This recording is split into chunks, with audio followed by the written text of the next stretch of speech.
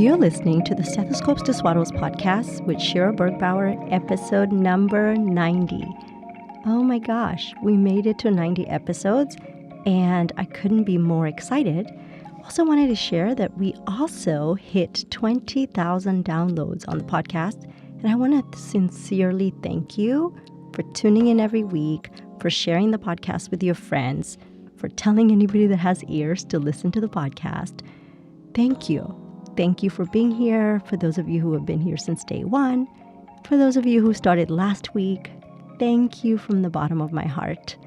So today on the podcast, what I wanted to do was share with you some of the highest downloaded episodes and create a podcast that highlighted some of the take-home points from those episodes. And, you know, if you're new and you haven't listened to them, then it'll be great for you to just kind of see the evolution of the podcast and how far we've come.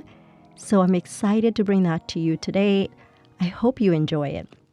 As we approach 100 episodes, I'd like to invite you to message us and tell us what your favorite episode so far has been, any takeaways, anything that you would love to share with the other listeners.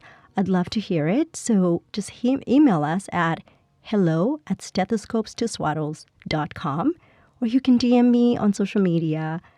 I would just love to hear your thoughts on the podcast, how this podcast has helped you transform your mindset, your marriage, your relationship, your motherhood. I'd love to hear all of it. And before I go, I want to tell you a funny story. When I first launched this podcast, one of the very first episodes was a episode that I interviewed my pelvic floor physical therapist. And I was at work one day, and one of the nurses said, "Hey, did you do a podcast and a YouTube video with somebody about pelvic floor health?" And I was like, "Yeah, I did." She was like, "You'll never believe this. My sister-in-law that lives out of state sent me this episode and told me I needed to listen to it because I was having some problems when I was running and I was experiencing a little bit of incontinence. And I just thought that was normal after having a baby. And then I listened to the podcast and I realized it wasn't.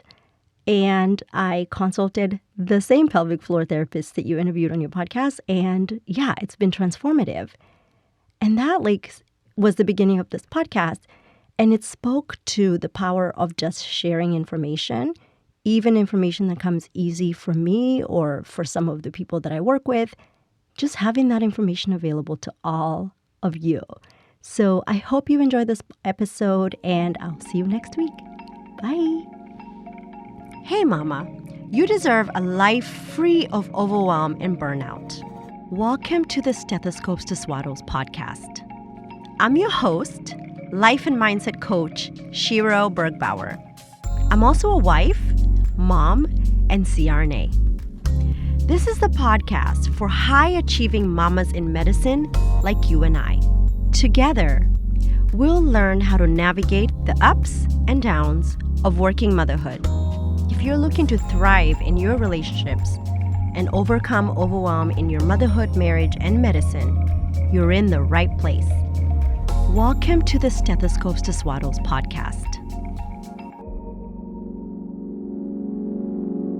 So this past week, my daughter had a book fair at their school, and because of the nature of my job and my husband's job, it's usually very difficult for us to do drop off and pick up because of the hours we work. And so our nanny usually manages drop off and pick up. So on Thursday, I had told my nanny in kind of in secret, I said, "Hey, I may try to go to the book fair tomorrow afternoon. So I'll give you a call and let you know if I can do pickup." And so, but I asked her not to mention it to my daughter because I honestly didn't know if I could make it, and I didn't want to get her all excited and then not show up. So it worked out. I got off work early and I went to the book fair, and funny enough, all the books had literally been bought.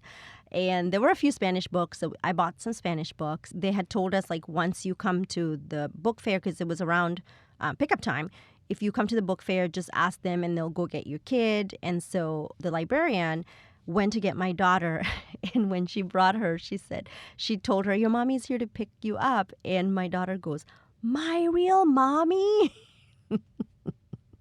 because she's not used to me picking her up. But it was such a beautiful moment. I got to like see some of her artwork on the walls at school and like, kind of say hello to people that know her. It was kind of awkward because they're like, "Oh, you're Bella's mommy." But it was also beautiful because like everybody I met had just such kind things to say about my daughter and how kind she is. And it was definitely a parent pride. But for me, that bid, even though I didn't communicate it ahead of time, I really did want to connect with my daughter and do drop off. So the part of the bid that was actually funny was, again, my daughter and my nanny have their own little routine and they do drop off and they go to this indoor playground. I had a couple of coaching calls later in the evening. And so my daughter said to me, "Hey, we should go to We Rock the Spectrum," which is where she likes to go play indoors. And I was like, "I'm so sorry, I can't go." And that like felt so bad for me. And I realized that she was making this bid for connection, that not that I didn't want to do it, I just couldn't do it. And that turning moment for me was to take that bid and let her know I couldn't do it, but really like acknowledge that I understood that she was bidding to connect with me. Some bids are nonverbal, right? They can be affectionate, like include affectionate touching, like a back slap, a handshake, a pat, a squeeze, a kiss, a hug, or a back or shoulder rub. Facial expressions such as a smile, blowing a kiss, rolling your eyes, or sticking your tongue out. Playfully touching such as tickling, bopping, wrestling, dancing, or a gentle bump. And when I think about this, like the more I started reading about bids, I started to like really pay attention to the bids that my husband and I connect with each other, my friends and I make bids with each other, my daughter and I and the way our family like bids with each other. So they can also be affiliating gestures such as opening a door, offering the person a place to sit, handing over a utensil, or pointing to a shared activity of interest, vocalizing such as laughing, chuckling, grunting, sighing, or grooming in a way that invites interaction or interest. Now, when there are positive responses to a bid, it usually leads to continued interaction because then both parties start to extend more bids to each other. But if there is a negative response to a bid, it may shut down emotional communication and like the bids cease. So in my bid between my daughter and I, when I couldn't literally, I was like, I really cannot do this. Like there was a tantrum that it was involved, and we did come to a negotiation when we came home. We did some artwork together, and that worked out. But I did notice that then once I told her I couldn't do the thing that she was asking of me, she kind of shut down. And shut down can look like, again, like the tantrum. It can be, if you're looking at a bid between you and your spouse, it can be that they no longer ask for something because they've been shut down. When we think about bids, they typically grow in intensity and frequency as a relationship grows and deepens. So if you evaluate relationship encounters, you would see how each of those is made of like little exchanges. There's a bid and then we respond to it. And just like building blocks of a relationship or cells in a body, they continue to be the primarily necessary building block of emotional communication. And each exchange in a bid contains emotional information that can strengthen or weaken connections between us. So one of the things to think about is when people react positively to our bids, they have greater access to expressions of humor, affection, and interest during arguments. Because what we notice is like a relationship bank. And once you've accumulated all those positive feelings because you've responded respectfully and lovingly to one another, it literally is like an emotional bank account. So when there's conflict, you can withdraw from that relationship bank account because there's a reservoir of good feeling. So it's like, what John Gottman says is like, it can be, you're thinking about like, I may be as mad as hell at this person right now, but this is a person who listens so attentively when I complain about my job, so I should cut him a break. Or I'm so angry with my partner, but she's the one who always laughs at my jokes, so I'll cut her some slack. So just notice the way we respond to each other's bids. So what happens, though, when we habitually fail to respond positively to another person's bid for emotional connection? It's not that it's malicious or mean-spirited. It rarely is, right? But when we continually do that, we've kind of just become unaware or insensitive to the other person's bids. But when it becomes habitual, the results are devastating. So it doesn't matter if we're not doing it out of malice or not because we don't care. But if we continue to go in that direction, the relationship starts to disintegrate. So the other thing, what the John Gottman and his researchers found is that people who have trouble with the bidding process also have more conflict. And this is conflict that might be prevented if they could just simply acknowledge another person's emotional needs. So when we think about bids, we also can think about arguing. And one of the things about arguments is that they come from misunderstandings and feelings of separation that might have been avoided if we could have just had conversations that we needed to have. So, but because we don't have those conversations, we didn't have these conversations, we argue instead. And one of the things about arguing is that these conflicts can cause marital discord, divorce, parenting problems, and family feuds. Friendships fade and deteriorate, or in our relationships with our adult siblings, those relationships can also wither. What is important for us to notice, and this is not passing judgment because it's just something for us to take in, is that children who are raised in homes that are filled with chronic conflict, they have more difficulty learning, getting along with friends, and staying healthy. And people who can't connect are also more likely to suffer isolation as well as dissatisfaction and instability in their work lives. Any of these problems can create a tremendous amount of stress in our lives, and that can cause all sorts of physical and mental health problems. So just important for us to notice how that pans out. So one of the things to realize is that complex, fulfilling relationships don't just appear out of the blues. We actually, and they're not fully formed. We actually have to develop them one encounter at a time.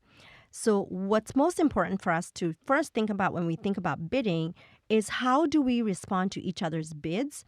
And there are 3 ways in which we do that. The first one is turning toward. The second one is turning against. And the third one is turning away. And what I want to offer you is to start noticing in your own life, your own bids for connection and your partner's bids for connection, your friends' bids for connection, your children's bids for connection, and start to notice in which of these ways are you responding.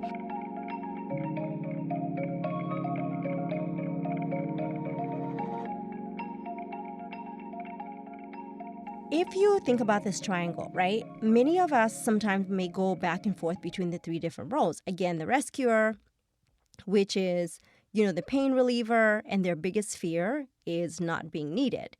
The persecutor, the problem again, dominates and blames and keeps the victim down.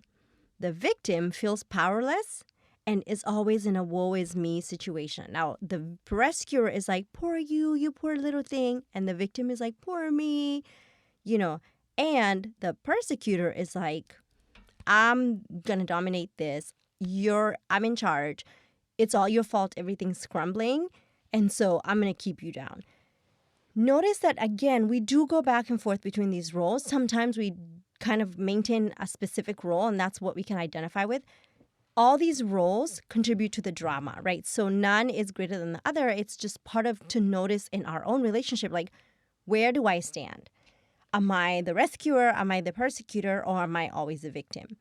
Again, they're all equal. So if you find that you're identifying with one, that's okay. It doesn't mean you're any less. As we go through that, I want us to talk about now, how do we leave this triangle? Okay, we know what it is. We know how it looks like. Now, how do we get out of it? The first thing is that if you are the victim in the drama triangle, you have to notice when you are looking for someone or something outside to fix you, and you have to stop that habit. So stopping the habit of expecting others to give you answers, to give them the love and support that you need.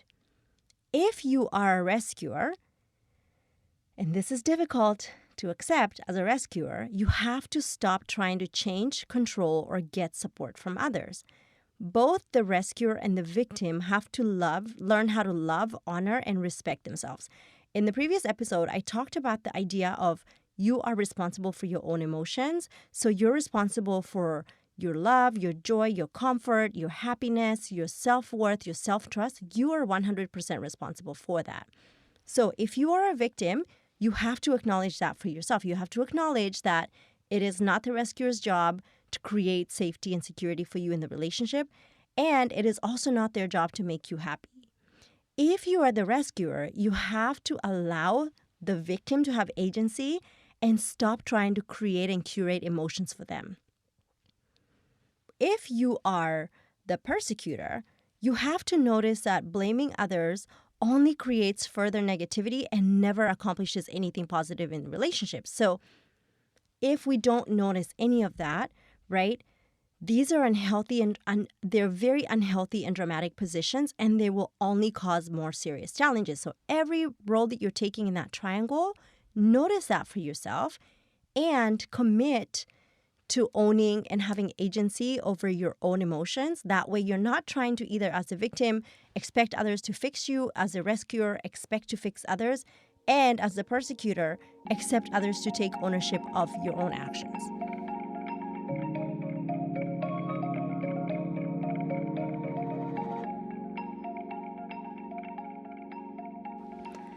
I was thinking about a character in this movie, which is Cousin Dolores, who hears everything.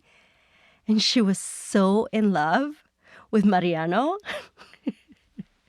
But Mariano was going to marry Isabel because he was in love.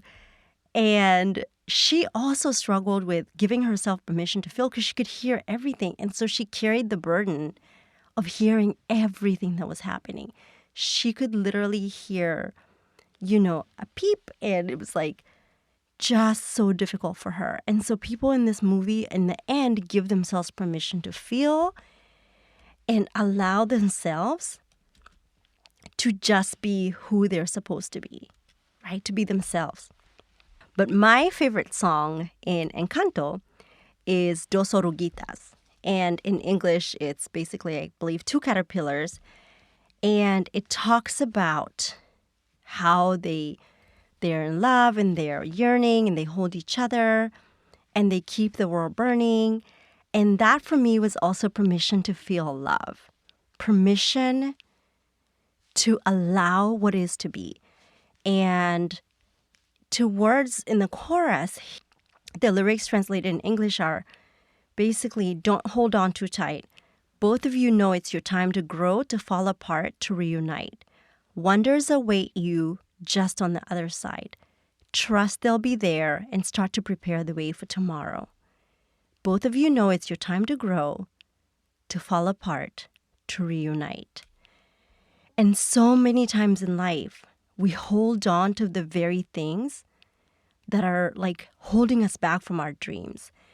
And in verse 3, they talk about what happens after the caterpillars rearrange. They're so afraid to change in a world that never stops changing. And so the singer says, let the walls come down. The world will never stop changing. And then in the chorus after that, they turn into butterflies. And so he says, ay mariposas, ay butterflies, don't hold on too tight. Both of you know it's your time to go, to fly apart, to reunite. I think this for me was just like so profound because it just allowed me to have the feeling and like just see in this movie how the fight of change is a universal thing, that we all fight change. And yet on the other side of change is our biggest growth, is where our magic happens, right? Maybe your relationships are changing form. Maybe your friendships, your marriage, your romantic relationships are changing form. And you're so afraid of change. Maybe motherhood is your change in form and you're so afraid of changing form. But what if you just let go? In a world that never stops changing, let the walls come down. Allow yourself change. When you think about relationships changing form, sometimes we think, well, something is wrong with me. I'm no longer valuable to this person. And I recently had a conversation with somebody whose marriage was kind of going in a direction that she wasn't happy with. And she made it mean that her partner's affection of her meant that she wasn't valuable. And to me, it's the equivalent of when you take something that you bought that was so valuable to you and you no longer need it, and you take it to the thrift store, and somebody picks it up and they think it's the most valuable thing. The value of the thing never changed. So this message is for you if you're just struggling with the change and you think that your relationship's changing form mean that you're less valuable. You're still valuable. Maybe not to that person in this present moment, but your value hasn't changed. So I really, really urge you to listen to this song. It's Tu Oruguitas or Dos Oruguitas. I actually like the Spanish version, although I have to translate the words, but it just like had that like ability to really help me understand like the fear of change is a normal human feeling that we all go through, that we all deal with. So the third thing that I wanted to talk about in this movie was how trauma in families can be so profound. And if you notice in the movie, hurt people hurt people. So it starts with Abuela Alma, who lost her husband Pedro. And she's so hurt and she's so afraid. And so she uses her fear to kind of keep her family together. But she's causing them pain. She's causing Mirabel pain because Mirabel feels so unworthy and so she's always on tippy toes and always trying not to ruin anything for anybody. That happens a lot when you have unprocessed traumas. And trauma in families doesn't necessarily have to be trauma in your family of origin. It could be trauma in your family that you're in, trauma in your relationships, your social structure. Notice when the trauma is starting to affect your relationships, and notice when you're hurting people or withholding love from people because they've hurt you and expecting them to manage your emotions. So many people, when others are grieving and they've hurt us, we feel that withholding our affection for them is going to cause them more pain because we're hurting. And I just want to offer that to you. If you're withholding forgiveness or kindness, notice that for yourself and notice how we can sometimes bleed on people who didn't cut us and that we can have agency over that and change the dimensions of our relationships and decide different. One thing that was interesting about this family was unwillingness to do something that Brene Brown calls rumble with vulnerability. Everybody was trying to hold on and pretend to be so strong, and yet they were all scared out of their minds because they were not willing to be vulnerable. And we start seeing it unfold, halfway through the movie where, Luisa is saying she's fed up of being the strong one. Isabella is tired of being perfect. Mirabel says she's not fine because she didn't get a gift and she's been in her feelings for a long time. Bruno is trying to save the family even though they're always throwing shade on him and talking bad about him. Grandma is trying to pretend to be strong. Everybody is scared, but they're not ready to be vulnerable. And so when you think about the casita cracking, that's what happens when we withhold vulnerability from our lives. We start to crack from the inside. The cracks always show up. And so if we're willing to be vulnerable and remain our authentic selves, there's so much growth in that process. And I think this is something that we could learn from the family. The other thing is very visible is the burden of family pride. Perfectionism, carrying the load, being a fixer, really feeling that you're in charge of everything. Peppa, who is in charge basically of controlling the weather with her moods, she literally carries the entire family on her shoulders. Then we have Camilo, who changes form, and he's the emotional regulator. So many of us from our families of origin were the emotional regulators. We knew exactly how to act to make sure our parents were happy.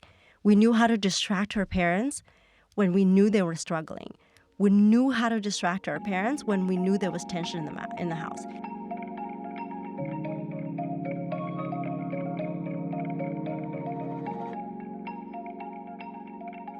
What they also realized was that the participants often experience shame as a web of layered, conflicting, and competing expectations that are, at the core, products of rigid social cultural expectations. And the shame web, I want you to imagine a square with a spider web inside of it. So it's a square and there's a spider web inside of it. Just visualize this with me, and please don't close your eyes if you're driving or doing anything that needs your attention. Just mentally visualize this with me. So on the left side of this square is where you should be. At the bottom of the square is who you should be.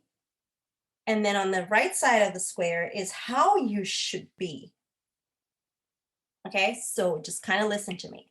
So in the inside of the web are things like media, faith community, self, magazine, colleagues, partners, membership groups, mentors, health professionals, television, social media, I repeat. All those things are inside the spider's web. And in the very heart of the spider's web are these feelings that are three key feelings: trapped, powerless, and isolated. Now stay with me. These things, the expectation, who you should be, or what you should be, or how you should be, is being defined by society, is being defined by your social setting per se, or has been defined in media, and you take that as this is what a mother should be, or this is who a woman should be. And basically these social cultural expectations are narrow interpretations of who women are, quote unquote, supposed to be based on their identity. So that includes gender, race, class, sexual orientation, age, religious identity, and or their role, which includes mother, employee, partner, group member.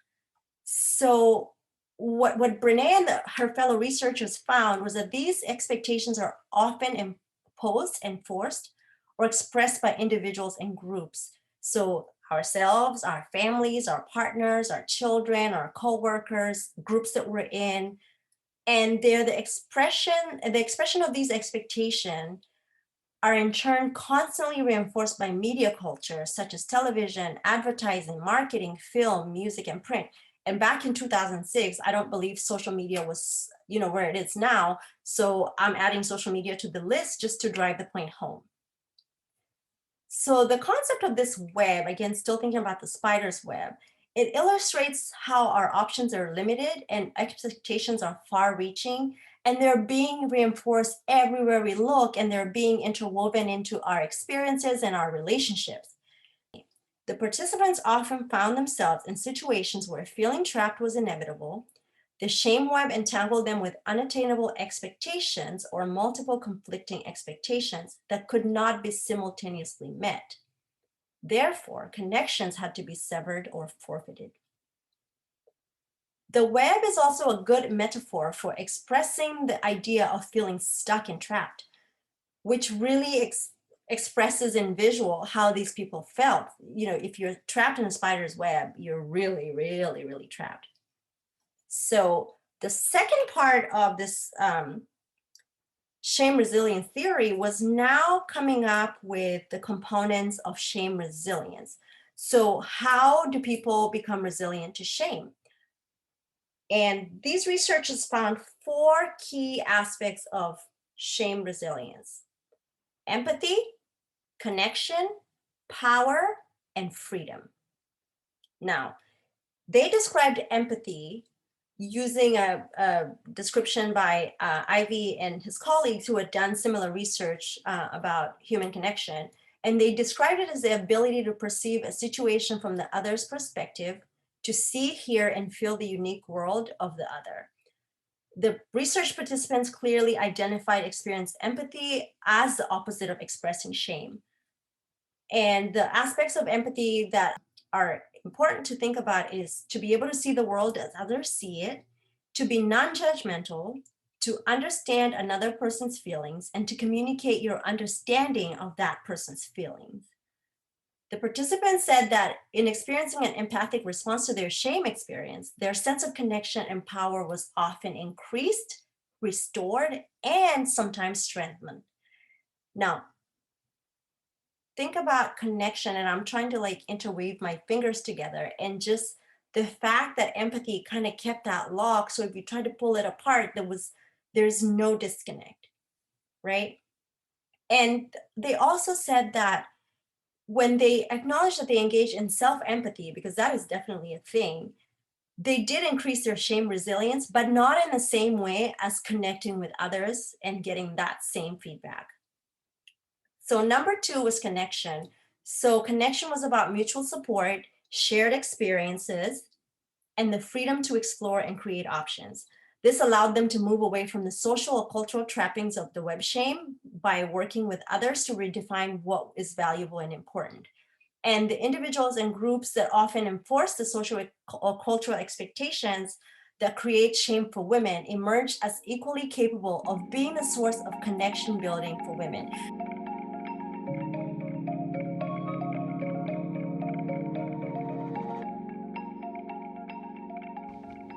One of the things that I learned from Maggie Reyes is the idea of brainstorming how to love and how to be in the relationship and show up so that you're continuously thinking of ways that, things about you choose to think about your spouse, your best friend, whoever you're in a relationship with, that you brainstorm how to love them.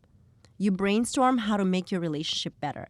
And that goes hand in hand in investing in your relationships.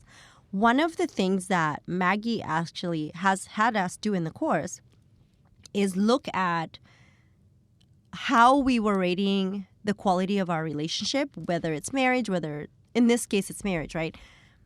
How do you rate the quality of your relationship? And then look at how much time you and your partner spend together. And does that number reflect what you rated the marriage as, right? Like if you rated it as a 10, but you've barely spent 10 minutes together, then the investment is not happening. The other thing about investing in your relationship and, like, for example, showing up and being in gratitude is that when you make those little deposits into your relationship, where you show up in your marriage and you choose to show gratitude, you choose to be more supportive, you choose to speak in a certain way to your partner, when those investments have been made, when the boat is rocked a little bit, you've kind of made deposits into the relationship where they still they still see the value of the relationship, rather than when everything has been depleted and you haven't been pouring into the relationship and then something happens, all they can see is how empty it is. Which leads me to making decisions. So, again, going back to Maggie's course, one of the things she asked us do is make decisions. And this has to do with your personal agency. And one of the things that I share with my own coaching clients is like they'll say, well, I mean, what if I change and my husband doesn't decide to change, right? Well, that is a decision. If you decide that you can stop waiting for your husband to change before you take powerful, intentional action to improve the relationship, then you're making a decision to show up in the relationship in a different way. And what is interesting is that we have, as humans, what's called mirror neurons. So we sometimes mirror each other's behavior, and it can be positive or negative. So I'll give you an example of a mirroring action. When you are on the phone and you're talking to somebody and they're having a really bad day and they're complaining, let's say, about their husband, right? And so you're like, get in it, and you get in it, and you're like, yeah, I'm very angry. And then you walk into your house and your husband maybe has left the dishes on the sink. What may happen is that you've mirrored so much of the conversation you just had with your friend that the very first thing you notice is something that creates a negative thought about your husband, right?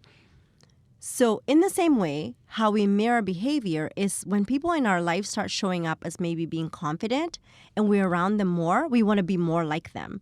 So what I tell my clients, when you start to change and you change for the better, most of the time your partner will notice that positive change. Nobody wants to be left behind when like something is moving in the right direction, right?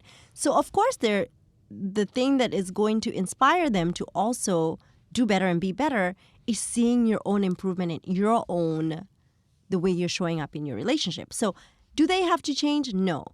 And you can change. And sometimes you may change so much that the relationship has a different dynamic. And that's okay. Not every relationship has to end up at the same exact place.